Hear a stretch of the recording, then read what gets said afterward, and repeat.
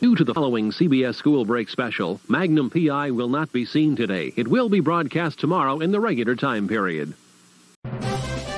Word Balloon is brought to you by the League of Word Balloon Listeners.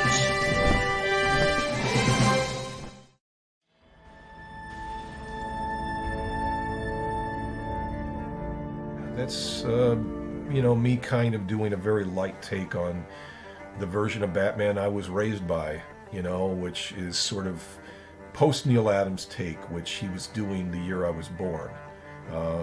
Neil Adams was redefining the character kind of in the cracks and corners of DC when he was first a cover artist on a lot of the Batman books in the late 60s, and then once they gave him sort of the run of the place,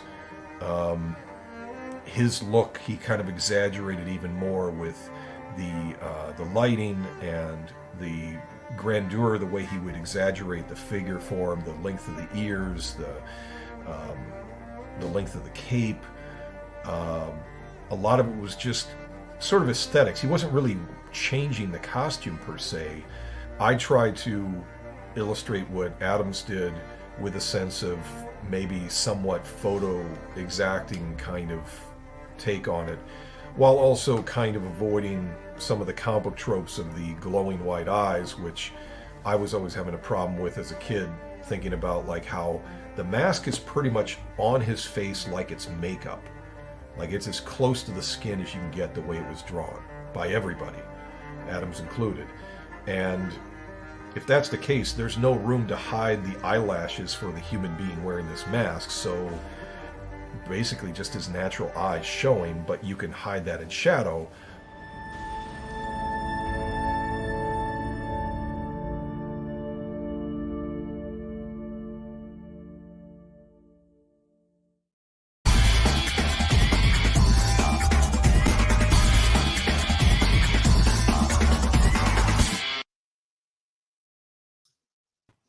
Good morning, everybody. Welcome back. Time again for Word Balloon, the comic book conversation show. John Suntress here. Always happy to welcome Howard Chaykin back to Word Balloon. Good to see you, man. Hi, John. I'm excited to talk about. That was me. My peppy morning voice. Well, I see you got your coffee and everything. This is good. I do. And we got you in your sanctum sanctorum, and I can't wait to talk to you about the new projects, the projects that just wrapped up, and a very cool thing that you're doing a seminar with Mark Waid, and we'll get to all that. But I guess we should start with the new project. There's a there's a crowdfunding campaign coming via Zoop called Fargo. Fargo is an established paperback hero. Tell me about it. Tell me about your involvement in this new graphic novel. Okay, well, this will be a while, so bear with me. There's historical fiction. There's paperback originals. It's a market that has functionally vanished because the people just don't take public transportation anymore. But these books from the late 60s, early 70s, they fit in with the Bond stuff, the Richard Starr Parker novels, even the early Ed McBain 87 Precinct novels, which were also written as paperback originals. And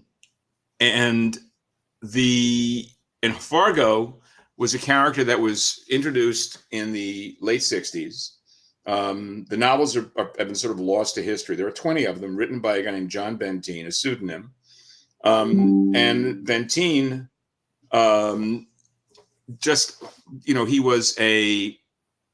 he took the character that Lee Marvin played in the Professionals. And hold on a second. I have to respond to my colorist. Hold on a second. All good, buddy.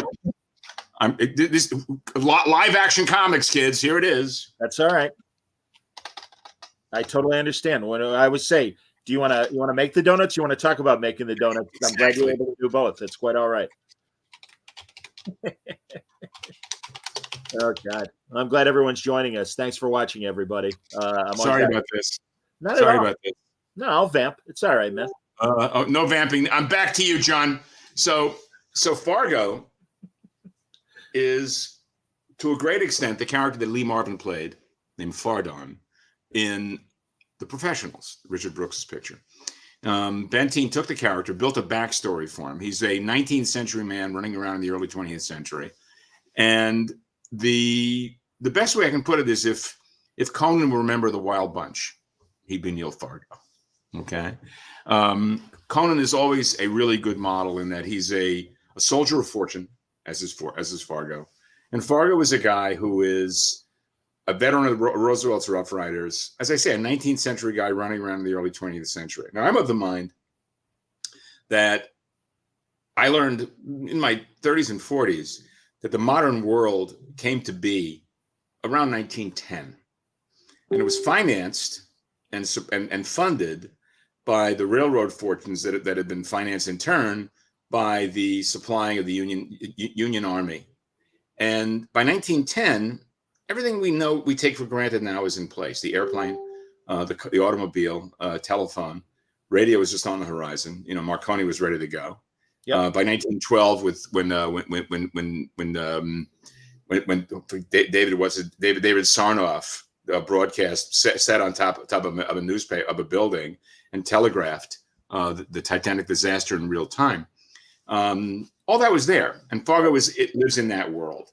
He is as I say, a soldier of fortune, and in an odd sort of way. And this may sound like an odd thing to mention, but it's really an imperative to the character. He is a man who has very, very specific weapons. He travels with a trunk. In that trunk are 4 weapons, which are very much his signature pieces, one of which is a gift from Teddy Roosevelt. He rode with Roosevelt in the Rough Riders. He still has a relationship with Roosevelt. Roosevelt was the instigator of one of the earlier adventures that precedes Hell on Wheels. We opted to do Hell on Wheels simply because it stands a bit apart from the other novels in the sense that with the 20 books, they were marketed in their original inception as Westerns, but they are not Westerns in any real traditional way. Yes, there's horseplay. Yes, there's gunplay. But they really are about attacking that modern world head on.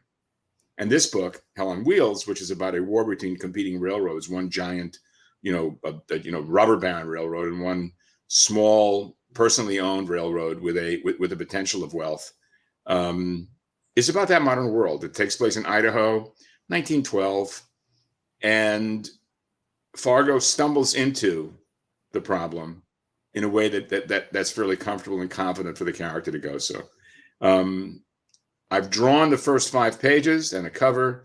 The entire book is laid out and ready to go. And I'm having a great time. It's very much my world. I love that very idea of a 19th century man rampant in the early 20th century is a real appeal to me. I've done it before. And it's something I'm very comfortable with. I love the costumes. I love the weapons. I love the attitudes. And it's just a very satisfying work experience.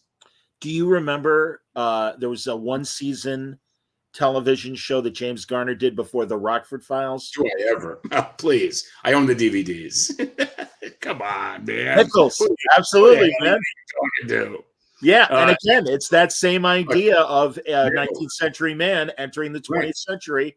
And no, I love this. Also, Azzarello did his comic series Loveless, that at the very end kind of dealt with that. And that guy was like, it spent however many years in prison, comes out to the 20th century.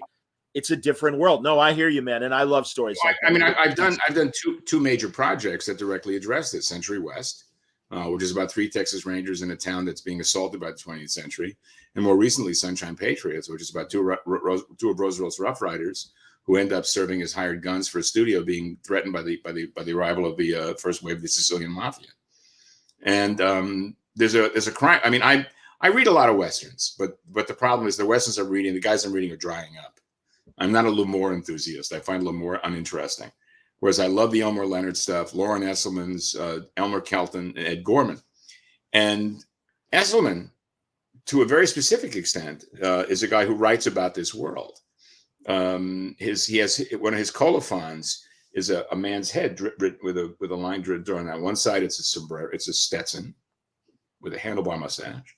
On the other, it's a fedora with a pencil mustache. I love that idea of of combining crime and westerns in that one venue. I mean, look, I mentioned the Wild Bunch, and I certainly mentioned the Professionals. Both of those movies are about this very thing.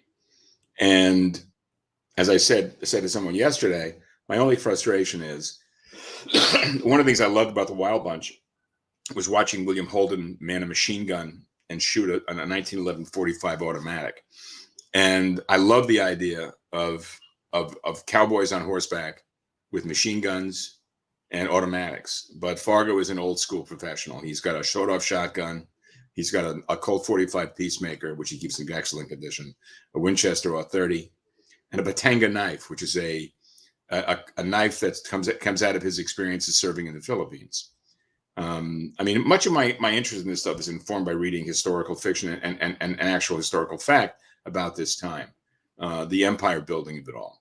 And Fargo is a small part in this, but his presence is one of, again, I keep coming back to Conan, you know, the just a rapacious, a guy who's always on the move, you know, who lives on trains, lives on horseback, and is, you know, nobody's fool. And the morality and mores of the books very much reflect the time in which they were done. They are PG-13. I wouldn't even call them R. Okay. What sex there is implicit, and I've cleaved true to that despite my reputation for being an international pornographer, and the language as well. I mean, I've kept the language to what it reflects. I mean, I'm doing, you know, the novel is a 186-page paperback, and I'm doing it as a 96-page graphic novel, and it's adapting really, really well in that scale and in that format. It has a nice rhythm to it, and you know, because it's, you know, because I'm writing and drawing it as well, I can cut enormous swaths of descriptive material and go right to the core of the visual. And if you've seen any of what Mike has posted, you've noticed that we've done exactly that. So there you go. No, that sounds great, man. You know, I've in addition to the 96 pages of story, another thing is there's essentially a portfolio of sorts where I've got a bunch of visuals that Mike, your business guy, has sent me in terms of other people, and including some art of your own. But we've already got a couple questions or comments. Let's see. This guy calls himself Gore Vidal, but we know it's not. There's no Ouija board involved. But he says the Mexican general in Wild Bunch was played by El Indio Fernandez, one of Mexico's greatest directors. He worked in Hollywood in the early years, returned to Mexico, and made masterpieces. All right, very good. He's absolutely fantastic in an Anthony Mann picture starring Ricardo Montalban and George Murphy called Border Incident. He plays one of the villains in that picture. So, Mr. Smarty Pants. Jikaroho says, what do you think is your best sword and sorcery series? Fathered and the Gray Mouse, Iron Wolf, Swords of Heaven, Flowers of Hell. I couldn't care less. Next. Fair enough. That's work that I did as a child. I mean, I'm 53 years into my career, and the last thing I ever think about these days is sword and sorcery. Trust me on this. It was a boyhood fancy, and I am no longer a boy. Next. Hey man, again, I think you remind me of, and I forget the name of the cellist who was still in his 90s, and you know would talk about Casals? It might have been Casals, but it was someone, he was being interviewed, and it's like, you know, he's like, well, and I still do my warm-ups or anything, and it's like, don't you have it done by now? And he said, no, honestly, at my age, I'm finally seeing signs of improvement. And I get it, Howard. I absolutely get it. And again, I'm so glad that you are putting out the stuff that you are. Well, I want to talk about Hey Kids Comics, which wrapped up a couple of weeks ago, and I know the trade is coming in a few weeks. But man, no, I'm thrilled.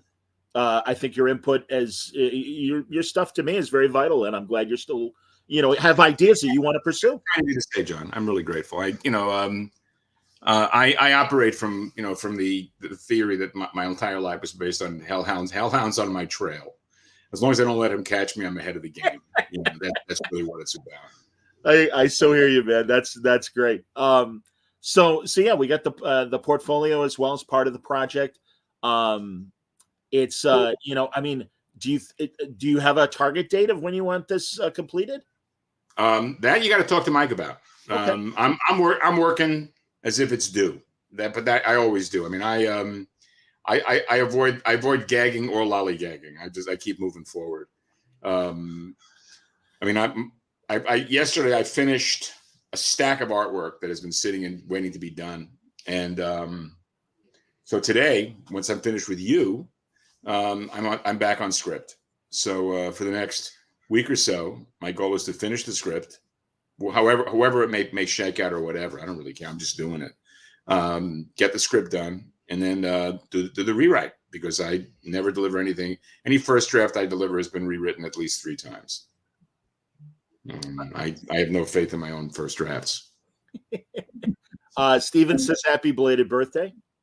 Thank you. You're very kind of you to say. Keep reminding me, one step closer to the grave. Damn it. There is no option. It's all right, man. And Gorvidel says he recently read your Guy Gardner and Batman graphic novels. You understood those characters to the core. It's very kind of you to say. I feel particularly about that, the Guy Gardner stuff. The character was, as originally conceived, was based on Martin Milner, which people have forgotten. That's who Gil uses as model, and then he became this asshole lunkhead, and I always felt, and unfortunately he's gotten too old to play the part, but my characterization of the Guy Gardner would have been played by Dennis Leary. I remember you saying that to me. Yes, a blue collar smarty pants. That's really what it's about, you know. I kind of think Robert Patrick as well. When he was younger, I just visually see him as a Guy Gardner, and also, but he seems Patrick seems humorless, you know, and Leary seems like a guy who'd be laughing when he got his face punched in, you know. So yeah, no, I love it. Here, let's show some of the art that is part of the portfolio, and as well, your own art as well. So this is this is Butch Geis to Jackson start. Geis, who's doing his amazing stuff. And then we got you. There we go. That's the first one to demonstrate to Strad that I had some idea who the character was. Yeah. And another. Is this also? That's going to be a book plate. Okay, very cool. And then Panosian. Dan Panosian, the fabulous Dan P. I see kind of a Doc Savage-y sort of take on Fargo in that shot. Mm-hmm. And what else we got? This is the first cover. That's Dave's cover. Yep. Yeah, beautiful, man. Very exciting. Honestly, I'm thrilled about all this stuff. This is the first paperback cover of Fargo back in the late 60s, early 70s, whenever it was. Right. Very cool. And then is that Gary Frank? Yep. Excellent. And oh man, wow. Jordy. Yeah, Jordy Bernay. Jordy. Man, you get some heavy hitters, man. Way to go. Hester? No. Which Phil is this? I don't know either. I don't know either. All right, never mind. It's smart. Yeah. Ron Garney, I believe. Right. There we go. See? This is good. It's like, and Epting. Good old Steve. There we go. Only 2 more. Oh, this is Steve Holland. The model for not only the Fargo covers, but as likely for people everything. Know, for everything. Yeah, for everything, and especially and Flash Gordon too. Remember, you know. Wow, I was going to say Doc Savage, but yeah, Flash Gordon as well. He played Flash Gordon on a television series in the early 1950s. Shot in the ruins of Berlin. The Galactic Bureau of Investigation. You can find that show on like Tubi and some of the other. It's so awful. And then finally, Walter. There you go, Simonson. Absolutely, man. Very cool. Jesus. So very impressive portfolio as part of the Fargo graphic novel. Very excited for this, man. Thanks, man. G. Corojo says Fargo sounds a bit like Sean Phillips and Ed Brubaker's Reckless series. Great to see more old school man of action series in the modern day. Well, I certainly agree with that. As far as it might be noted that, as I said earlier, I've been doing this material in this period for a number of years. See My Century West, see Sunshine Patriots. So I refuse to be compared to anybody but myself. Thank you very much. Also, that whole genre of men's adventures, and you put the Mac Bolan Executioner books, Right, right. The Destroyer, Remo Williams, all that stuff. I love reading them, and I am fascinated by the creation of the genre. Am I right that it was the romance publishers that are like, yeah, we're killing it with women. Let's make something for men. Right. I couldn't agree more. I'm that. honestly, God, we're in. Okay. Well, and again, I lean on you for author recommendations, and I think everyone has heard some good recommendations of the Ed McMahons and the like that you were talking about earlier. No, I love this stuff, and I'm glad to see that there's a place for it. And yeah, man, I'm sure you've got your core audience, Howard. That I can't wait to have. I only hope. I pray for this. Paul Stevens wants to know if you were watching Only Murders in the Building on Hulu. I hate it so much. Hilarious. Really? I want to punch. I just hilarious. I watched the first 5 episodes of the first season, and I found it so smug and so obvious and so banal. And just one more example of that modern comedy. Everybody's having a much better time than I am. Now, I'm a big fan of Martin Short's. I'm a big fan of Steve Martin. I have no idea who the girl is. She's my grandchild. Yeah. Paul Stevens says, "No way, no way, yes way." Yeah, I'm undermused. I got to say, I'm really enjoying it. I love their humor, and I think Martin Short. It's very sad. The medication is making you very open and available to this crap. Fully admit that, Howard. Ever since they legalized, I've taken full. Whereas, I love What We Do in the Shadows. Very caught up on that, Very I watch a lot of television. I know you. There isn't a lot of comedy stuff that I really admire. I really dug Single Drunk Female. Thought that was really hip. Cool. But I found the Only Murders in the my wife and I often disagree on stuff. And this is one of those things where we both say, this is not for us. Oh, no, it is not. No. So, yeah, I mean, I don't look, there's enough shit out there that, a friend of mine just mentioned casually that a show that I regard as the single best police procedural in the past 30 years, he regarded as he said, it was shite because it was an English series. He had to go English on it.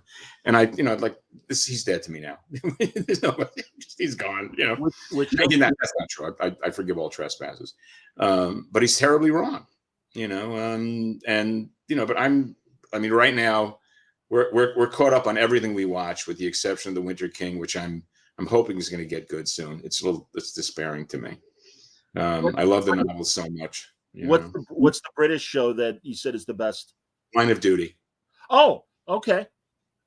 6 seasons, 36 episodes, with threads and through lines that are established in episode 1 that pay off in the 36th episode. Phenomenal. Made in Ireland by an Irish production company. It takes place in an unnamed Midland city with a fictional version of their version of our internal affairs. And it's about a conspiracy that runs through the internal affairs department of this police force, and it's just great. I astonished. And again, thank you, Mike Stratford. Mike is the one who pointed at me. Is Mike Stratford being the man, your partner in this Fargo? Yeah, Mike and I know Kaluta introduced me and Mike years ago, and it turned out we lived near each other. We were functionally neighbors, so we started eating together. And I don't live in Los Angeles anymore. He still lives down there. But we talk, we talk as often as I talk to my wife. And we share a lot of enthusiasms. Where we veer big. I mean, for example, I am a very serious Wes Anderson enthusiast. He is not. He is most unequivocally not a Wes Anderson enthusiast. I love Wes Anderson. He does not understand. He's obviously just degenerate, disgusting. But where we agree enormously. And he was the one who convinced me to do this book. Well, it wasn't so much convincing as he said, "Have you heard of these?" I said, "No." I read the books. I bought them all. I thought, this is okay. This is exactly what they. Oddly enough, it's very much my wife's stuff as well. My wife is a woman who reads a lot of romance stuff, but she loves. I mean, given her choice, my wife's perfect movie would be a movie directed by John Woo, starring Chow Yun-fat and Jackie Chan in 1985 in Hong Kong. That would be perfect for her. In English, but perfect. I like she it. is she's an action adventure person. I mean, right now I'm finishing up reading the new Jerome Charon novel, which is extraordinary. And what's up in my queue in my Kindle is John Sanford's new Lucas Davenport. Oh, excellent! I like Sanford. Yeah. He's a guy who was a B, and all of a sudden he got really good. He turned into a really, really terrific writer. I love the Virgil Flowers stuff that he had ghosted. I think Chuck Logan was ghosting them for a while. Chuck Logan is another Minnesota-based writer of great repute and renown who never really found traction with an audience. I love his stuff. So again, I mean, Strad. I mean, for example, my first text this morning was from Strad saying, "You got to see this movie." I won't say what. You got to see this movie, and I'm going to see it tonight. That's my deal. I was the one who sent him to watch The Gold, that new series on Paramount, which is just terrific. Okay. So we have affinity, if you will. We share a lot of enthusiasms. But again, when he's wrong, he's terribly wrong. It's just, but and again, we read the same stuff, we watch the same stuff, and this stuff is the absolute perfect thing for. We never thought about collaborating until this, and it just turned, it just happened. And I like when the timing is perfect. Having finished Hey Kids Comics, the last piece of artwork for Hey Kids, the trade paperback, the new back matter was finished last night. We need to get it back from Ken. Ken Bruzenak has taken over the production chores on top of all the lettering as well. So he's doing an absolutely bang up job.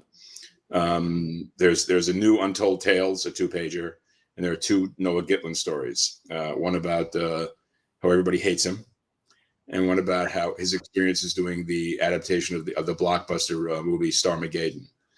And that's yeah. So I'm waiting for pages to come in. Very exciting, man. Stephen Commander, first of all, says, I've been reading a lot of Richard Stark and Darwin Cooks Parker from IDW. It reminds me of your writing and really loved Hey Kids Comics. It's so much fun trying to figure out who the characters are based on. And I laugh at that because there are some very obvious allusions to perhaps people in this very conversation. And obviously I'm not a comic book creator, so that eliminates one.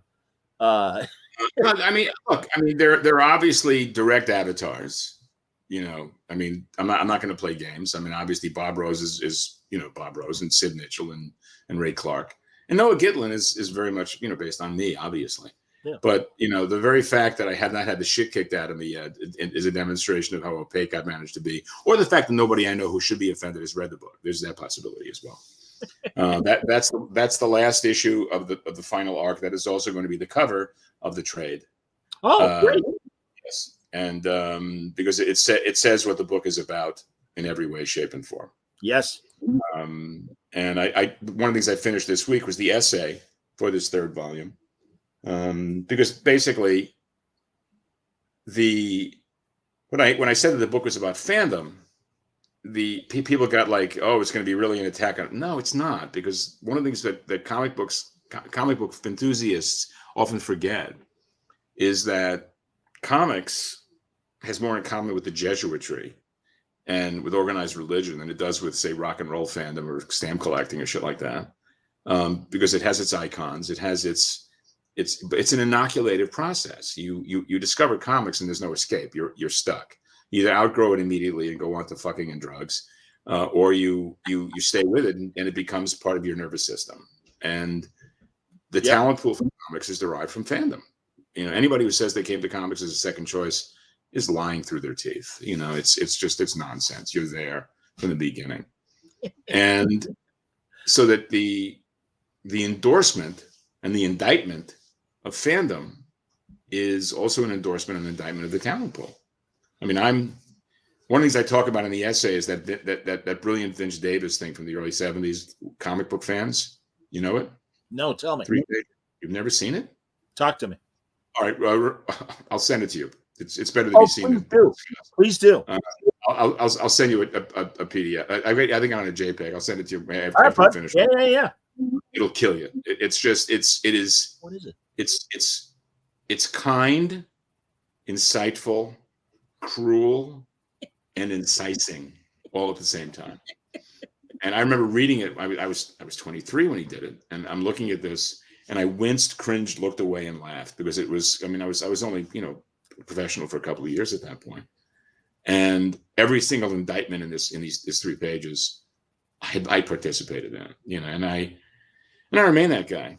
There's a guy. There you go. Yes, he's talking about kids. I couldn't agree more.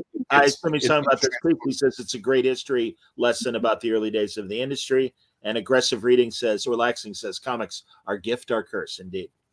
No shit. And again, let's face it, Hey Kids Comics is a transformative experience, and nobody's buying it, so it's okay. Nobody's feelings are hurt. No, I'm buying it, and truly, Howard, I have a feeling your core audience is buying it, and if they're not, they're missing out on a fantastic soap opera roman à clef that really, isn't afraid of talking about the general themes of the trajectory of comics from its especially if you go from volume 1 from its very beginnings to modern day. Although I wonder, go ahead, and you feel free.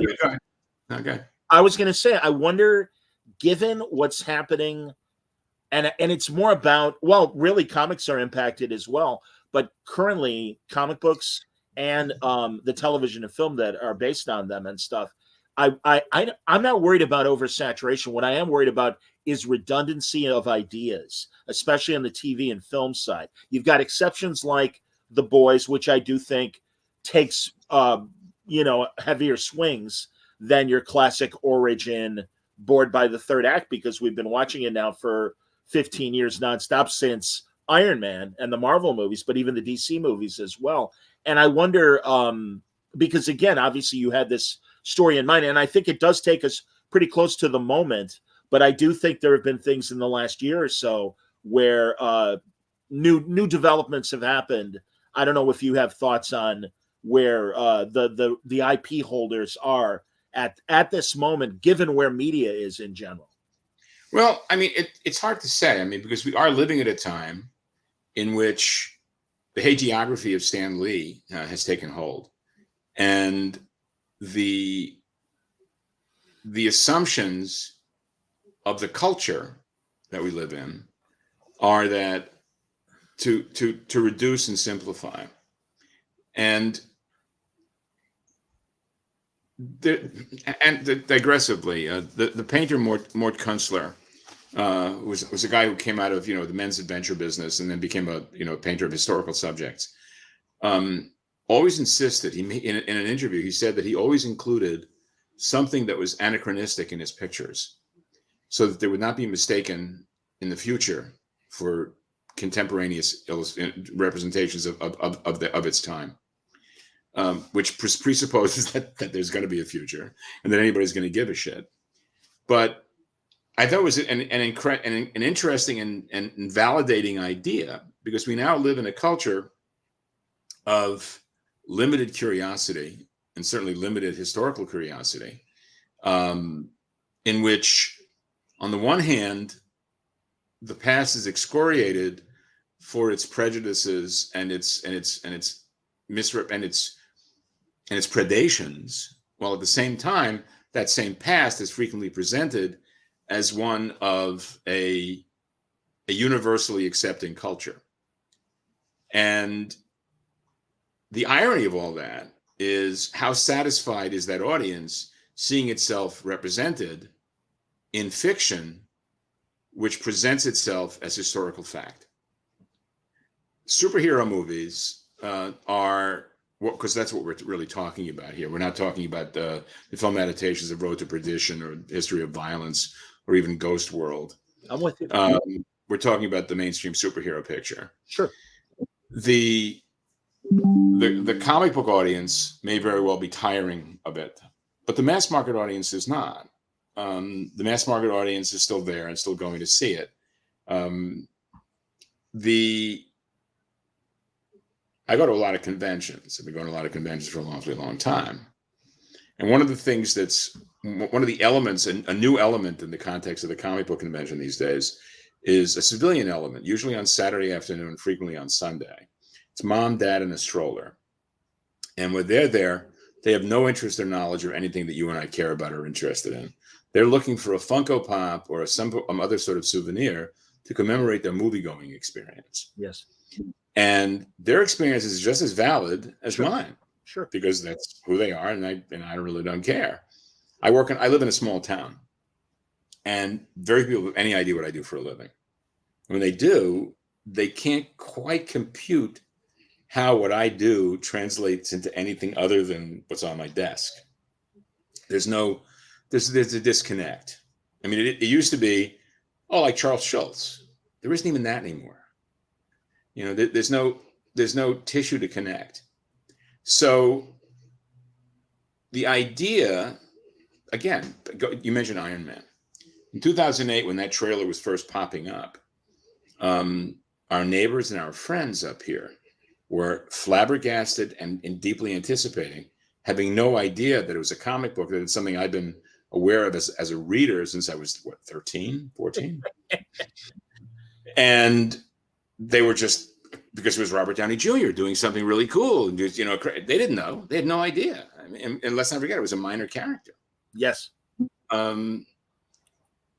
mean, I'm not the audience for this material. I dip my toe into this work, and I'm often amazed at the things that absolutely satisfy and thrill an audience, that their minds are blown by this. I don't know. And I'm curious if, I love that. I love what James Gunn did with Guardians of the Galaxy, and I dug Suicide Squad, and I love Peacemaker. And I'm not actively. I'm sort of I'm beyond indifferent. I'm curious, but not, like this about. As much as anything else, because I'm a big fan of Rachel Brosnahan. It'd be nice to see her playing someone who's actually a Gentile. And I'm curious about it because I think Gunn has an interesting take and an interesting head. But it's a case-by-case thing for me. I mean, I just don't care about the franchise, and I recognize the fact that the material requires a suspension of disbelief. And you mentioned that, seeing it over and over again. No one has cracked the code yet of that last 25 minutes of any movie. They're always the same. That's right. It's a gigantic, big blood-soaked slugfest. And it's either Kevin Feige doing his thing or Snyder doing his thing, and now Gunn. And I don't know. I mean, I really don't know. But I will say, I'll close with this. I don't think I've answered your question, but I don't really give a fuck. The only genius working in comics today is Kevin Feige, because he's managed to monetize to the tune of multiple billions, work based on material in its original inception that 99.99% of those people spending those billions have no idea exists, and the ones who do couldn't give a fuck. You're right. It's just. We are. I mean, I work in a business, and calling itself a business is almost ludicrous. I don't. I mean, for example, I work for free for the most part. I work. For me, I derive the same pleasure of making comics as I once did from reading them. As you can see behind me, is my desk. I'm zooming in. For the first time in months, it is devoid of product. It is devoid of content. It is devoid of anything. As I finished drawing for the time being, it's great. It's fabulous. On the other hand, the script I've got is over there. It's waiting for me. And that's how I relate to comics. I mean, it's, I'm proud of the fact that I'm still doing work that's not a parody of itself. But I also recognize the fact that my standards of excellence bear no resemblance whatsoever to what would be identified as excellent by comic book readers and comic book fans. I just don't. It just doesn't. They're not even tangential. They operate in different universes. I hear what you're saying, Howard, and again, I'm glad that you're still finding reasons to commit to your output and your point of view, because I don't play golf. I don't play golf. I don't play tennis. What the fuck else am I going to do? Annoy my wife? I annoy her enough without even trying. Come on. Gore Vidal says non-superhero comics and manga are selling well, but superhero books are struggling to find new audiences. Do you see an end to superhero comics at one point? I don't see any reason why they continue to publish new superhero books at all anyway, since the characters are now part of the lingua franca of the culture. As I said, back in 2008, when Iron Man became a hit with my neighbors, Does Disney do new Mickey Mouse cartoons on a regular basis? Does Warner Brothers do new? Warner Brothers does occasionally Bugs Bunny stuff, but they are woven into the culture, as is all the super stuff. Even like Spider-Man, Wolverine, everybody knows these guys, and there's no need for new stuff. I mean, I'm stunned, just absolutely stunned that Marvel's editorial offices remain in New York City. I'm stunned that remains the case. I aged out of both Marvel and DC a little over a decade ago. And, it's a boys' business. There's more in common with baseball than anything else. And I'm okay with that. At first, my feeling was hurt. I have one feeling left, and it's really, really good. But I came to understand that I was never very good at what they wanted from me anyway. I'm not a strong superhero person. I'm a journeyman in that sense. And they can get better work from other people cheaper. And, and that's fine by me. So I was able to do I stress the cheaper part because that just is the way of things. All right, let's find a young guy that'll work faster and cheaper. And for I did a lot. I did 6-7 years worth of lectures at Marvel. I did spend 3 days doing a boot camp with talent. And one of the things I came away from it was an understanding that these guys they had under contract, with the exception of one group, who were really on it. They were so good they didn't need what I had to say, and we ended up spending most of the time on road trips.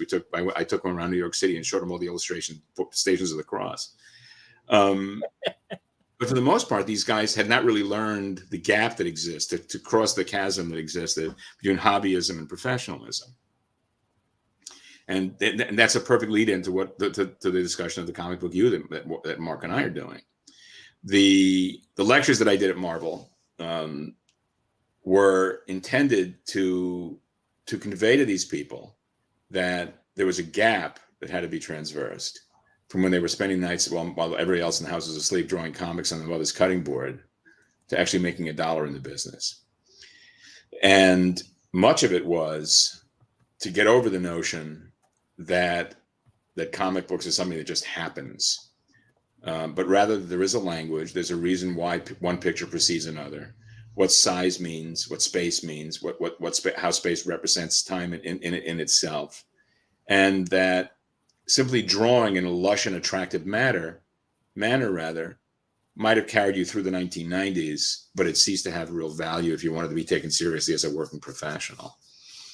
And because I have a reputation for being transgressive and contrarian, most of these guys were nonplussed by the fact that I was speaking for the corporation in this context. But I said that quite explicitly, that when you take money from a company and you think you're putting one over on the man by behaving like an asshole, what you're doing is you're feeding into the man's absolutely worst nightmare of you, and you're aiming to get fucked.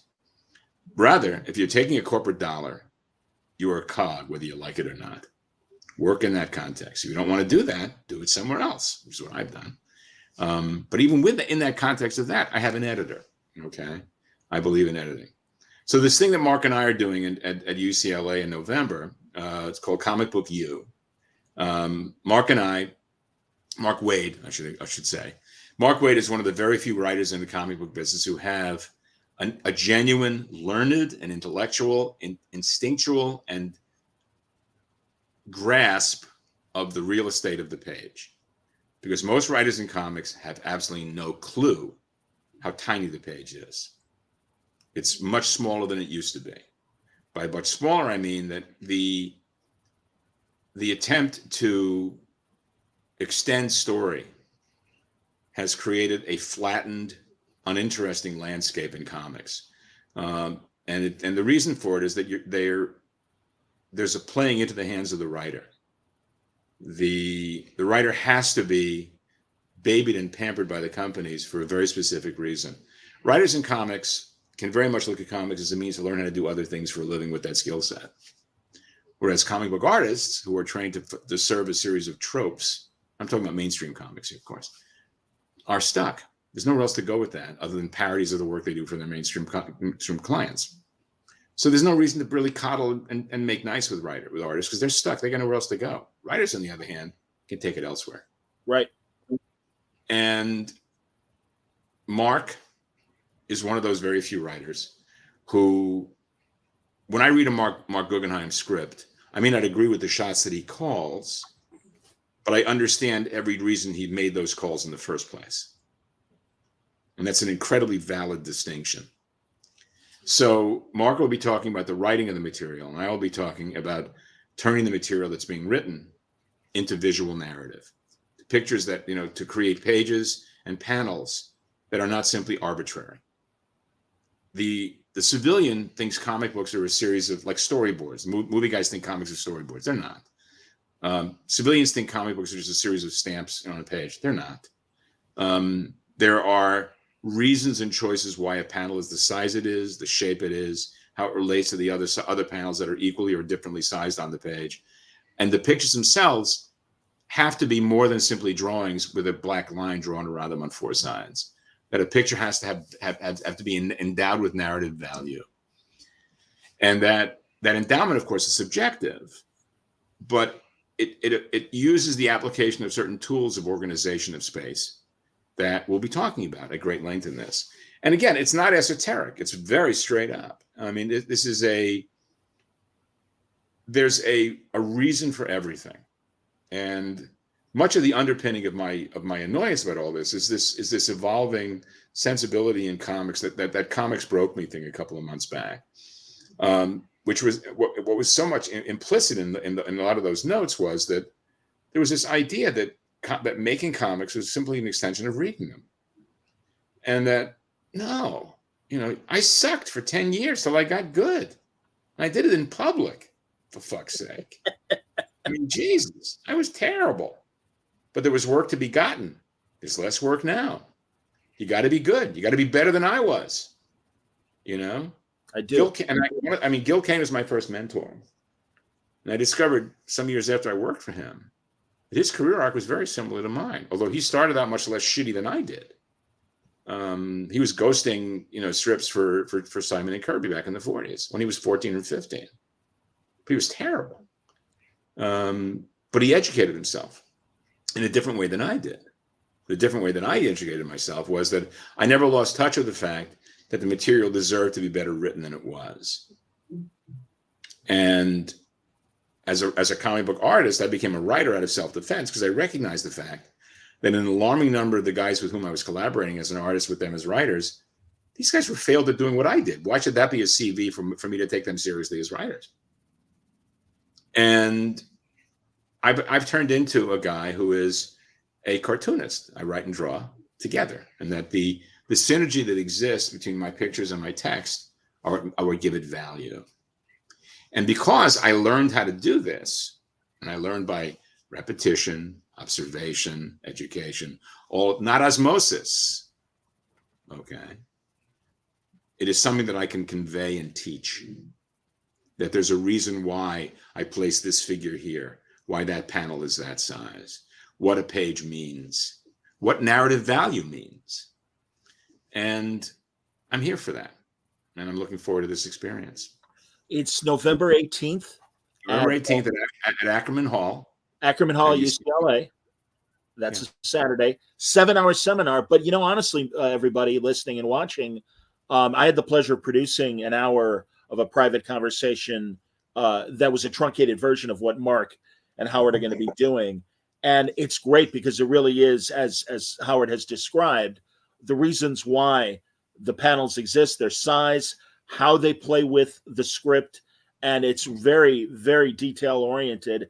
And yeah, you literally, I'm saying this, you have two masters explaining this. And I'm really glad, Howard, that if you're not doing the chalk talks at Marvel or DC, that you are deciding to do these for, again, people that want to jump in and learn from the best. And again, I know watching you guys broke down a sequence of Captain America story involving the Red Skull, the Cosmic Cube. And it was great. And it really was like, this is why this works. Here it is, step by step. So I would imagine over 7 hours, you're going to give us even more. And I'm glad you're doing it. I think it's great. Thanks, John. I'm very grateful to hear it. Appreciate it. Absolutely, man. Well, again, I can speak from experience. And also over the years, watched Mark do his writing seminars that he would do at conventions. And it's like, no, you guys get it. And truly, I think you're both really operating at the top of your abilities and stuff. So we're planning and hoping to take it on the road, which I'm looking forward to doing as well. That would be great. Karaoke Fanboy TV wants to know any recommended reading before the seminar. Very excited to attend. I don't know. I couldn't say. Because I mean, although I'm not going to be talking directly, specifically. So we'll be dealing with the abstract, but it's hard to say. I mean, I hate self-promotion. It embarrasses me terribly. And what I'm talking about in my part of this is going to be building blocks. So I don't really think so. But I mean, just come with an open mind. That's all I can say. And that makes sense. Yeah. Chikuroho has. Oh, I'm sorry. Did you have more? Beyond. No, for some reason I have airplane ears, and it's been making me crazy these past couple of days. I think I'm probably gonna stroke out sometime in the next 20 minutes. So just stop that. Stop saying that. I hate when you say that. I know you do. I do it to get a cheap laugh out of you. Chikuroho wants to know, with the current actor strike going on, one of the concerns is artificial intelligence. I remember someone mentioning American Flag and how the main character lost his job to a CGI actor. How do you feel about AI and predicting this phenomenon that is going on now? I think AI is going to fuck everything up because the audience doesn't give a shit about where it comes from as long as it gets there on time. And I think those commercials a couple of years ago with Fred Astaire dancing with a vacuum cleaner and having a drink at the bar with Humphrey Bogart were the precursors of the future. And deep fakes are among us. There's no escaping it. I mean, the best example I can come up with is just how shitty those flyovers looked in Titanic. The ship looked like a rubber doll. And then 2 years later, Ridley Scott does The Hills of Rome. And it's like, holy shit, this is really good. So when those first AI comics popped up, they looked like, they're okay, but they're going to be much better and much better, much sooner. That the tools are improving exponentially. And they're gonna fuck up everybody. The next strikes may be the last. I mean, I'm astonished that the studios caved as quickly as they did. But I think, I mean, what I called it was Trumplography because I love the idea of trompe-l'oeil, and it seemed perfectly logical and natural, that these things were going to happen because people are unruly and unpleasant, and there's if you saw Singing in the Rain, the character that Gene Peters played. Gene Peters? Was it Gene Peters? Sounds right. I know. Yeah, she was Derry Thompson's first wife on Make Room for Daddy as well. I believe it's Gene Peters. I can look it up if you want. She was also in The Killing. She played Dix's girlfriend. An actress who deserved a much bigger career. Very funny. What do you think? I'm stupid? Exactly. In the real world, she'd have been ready to replace her with a CGI version of her like that. Very Judy Holliday. In that same way that although Judy Holliday always had the sly subtext of "I'm smarter than you think I am." But Judy Holliday was an entirely different character personality. I mean, Judy Holliday comes out of the review experience. She was partnered up with Adolph Green and what's her name, Betty Comden. They broke out as nightclub performers, and then she dies so fucking young. It's so sad. Yeah. Oh my God. I'm looking up to confirm, Howard. Come on. That's hilarious. So they got Singing in the Rain, the cast. Oh, Gene Hagen. Gene Hagen. There you go. Yeah. Because I'm like, wait a minute. They got Rita Moreno listed, who is in the movie, but I'm like, where the hell is Gene? And it's Gene Hagen. That's why. Okay. Now I'm good. I mean, she's also. I mean, then seeing her play the part in is it The Killing or The Asphalt Jungle? I'm not sure. It's the same movie. I mean, basically, The Killing is a remake of The Asphalt Jungle. Yeah, I don't know. I'll find out. She plays Sterling Hayden's girlfriend in one of those two movies. Gotcha. That's awesome. You're killing me, man. I don't know. I'm scrolling. Filmography. Give it up. Well, for our own purposes. But because like, who is that again? What? Why? Yeah, no, exactly. Only you and I give a shit about this. You're absolutely right. Absolutely. Paul Stevens wants to know, Mike Grell recently collected his Sable comics in a deluxe omnibus format. Will we ever see American Flag in this ultimate format? Beats the shit out of me. I don't know. I mean, I don't know. If my editor had his way, yes. But it's like, okay, I don't know. Maybe. I know that's a non-answer, but that's all I can do for you. I don't know. All right. Right now, I am proud to say that the legal hurdles have been traversed with Times Squared, and the Times Squared book will be available this coming early in 2024. Yay! Finally. Now I've seen there's one copy in the States. It's on my editor's shelf, not on my shelf, my editor's shelf. Okay. And it is an absolutely beautiful book. If you like that sort of thing. Who's are you putting it out? Are you doing it's an image?